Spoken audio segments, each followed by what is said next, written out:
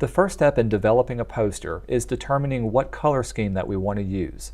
In this exercise, we're going to create a variety of different color swatches that we can use to focus our color scheme. These color swatches are going to come from different images that we search online, and we're going to save these swatches in a way that can be used in a variety of different Adobe media. The first thing we want to do is to go to our web browser to Google Images, and let's do a search for anything that would inspire you. As long as the image has color, it's something that we can easily work with. So if I did something like sunset, this is going to give me a lot of different great images that I can pick and choose from. The main thing I need to pay attention to is their color scheme and how it affects the mood or the needs of my overall design. The other thing I like about Google Images is that it'll give you some suggestions. So if I wanted, let's say, have purple sunsets, this will cluster together all of the different search results that have purple as a dominant color to pick and choose from. Some other things that you can use are landscapes, because landscapes can come in either warm or cool kind of settings. You can do different types of food. In my case, I did fast food, but also desserts or vegetables can be good search terms. Or you can search specific kinds of color setups, or in this case, blue flowers.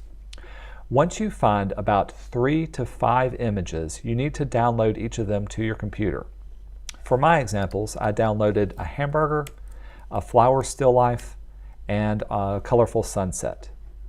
Now to draw out the different color swatches, let's go back to our web browser, and we're going to go to color.adobe.com. This is Adobe's online color picker, and it's a good, powerful tool to pick and choose from. The first thing we need to do is to click on Import Image. This will ask you to find the images that you downloaded. The first one we're going to work with, in my case, will be the hamburger. And when you open it up, almost at random, it's going to start to find different color swatches to pick and choose from. You can see the swatches will be down below. You can change up the color mood off to the left-hand side, and this will readjust and reevaluate different colors to pick and choose from. In this case, darker or deeper, more muted kinds of color schemes. If you choose one, let's go back to colorful, and you find that you want to change up one of these colors, you can easily click on that color swatch and drag it around until you get something that you like. Now, in order to save these 5 different color swatches, we want to create a screenshot. To make a screenshot on a Macintosh system, hold down Shift, Command, and 4. This will change your cursor to a crosshair, and wherever you click and drag over your screen, when you release your mouse, it'll create a screenshot that's saved to your desktop. In this case, here it is that we're working with from here. Let's do the same thing for the other 2 images that we have. When you go back to the color, click on Create, then choose Import Image, select the next image that you download. Let's do the flowers. We'll open it up. You can see here how a lot of the images here seems to be very muted. May not be something that I want, so let's go to something like bright colors. Much better. Again, Shift, Command 4. We'll click and drag over the color swatches to save a screenshot to our desktop. And let's go back and do the final one for mine. Again, click on Create, Import Image, and choose our sunset last. And then change up what color mood or colors that you want to choose from. To make a screenshot, Shift Command 4, click and drag over that. And once you've got them all saved on your desktop, open up your folder with your name on it. And I've got a folder called Custom Colors that I'm going to put all of my screenshots into.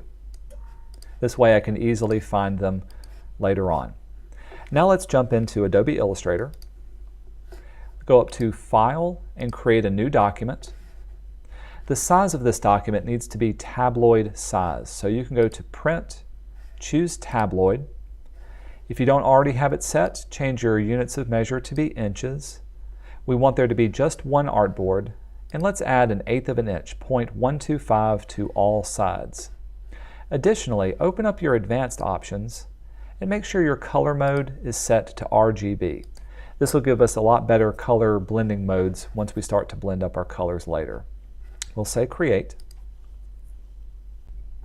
And the first thing we want to do is to place the different screenshots that we created. So let's go to File, down to Place, locate the screenshots. They're in your folder with your name on it, Custom Colors.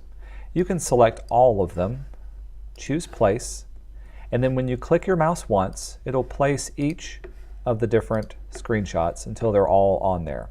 Again, you should have between 3 to 5 different color schemes to pick and choose from. Now let's open the Swatches panel so that we can save these different colors. If you don't see your Swatches panel, you can go to Window and make sure Swatches is checked on. In my case, it's over here on the right, so I'll drag it off. To save each of these colors, we're going to use the Eyedropper Tool. With the Eyedropper Tool selected, you can click on any of the color swatches and you can see it fills it in for the solid fill color. So click on the first swatch, and then to save this swatch, click on New Swatch down at the bottom of your swatch panel. It'll ask you to give it a name, and to be honest, we can keep it the default name, but do make sure Global is checked on. When we say OK, this will add the new global swatch at the end of your custom swatches. Repeat this process for each of the 5 different swatches in the group. So we'll do the same for this blue. We'll create a new one. Make sure Global is selected and say OK. Let's do this one for the yellow. Create a new one. Say OK. Orange. Say OK. And then finally for this pinkish red. Create a new one and say OK to that. Now that we've got 5 different color swatches saved, and this is, again, the 5 that were generated from one image, we want to save this as a group. So hold down your Shift key, click on the first of your new one, and then click on the last one, and this will select all 5 of them. Clicking on the little folder icon will allow you to create a new color group. It'll ask you to give a name for this group. You can name it whatever you want. In this case, this was generated by the sunset, I believe, so I'm going to call it Sunset. We'll say OK. And that'll place it inside of a folder away from the preset custom colors that are done. Repeat this process for each of the other color schemes that you have. So you should have between 3 to 5 new color schemes once you're finished.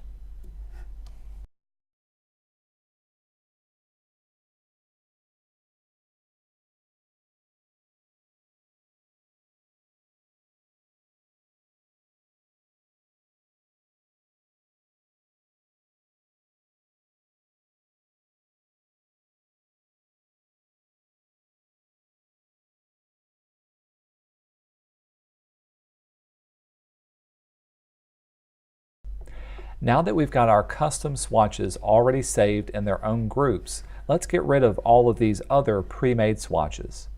I do want to keep the white and the black swatch, so I'm going to click on the first color swatch that I see. In this case, it's red. Hold down the Shift key and click on the last of the predefined swatches. This will select everything that's in between. You can then click on the little trash can at the bottom. This will ask, are you sure you want to delete? We'll say yes. And this will leave us with all of our custom swatches plus the black and white that we had before. Now to save these swatches so that we can open them up in other documents, go to your drop-down menu options at the top right. At the very bottom, we want to save this as an ASE file. This will ask you to give it a name. In our case, I'm going to save it to my desktop in my folder with my name on it. There's my custom colors, and you can call it whatever you want. In this case, I'll call it Ben's Custom Colors.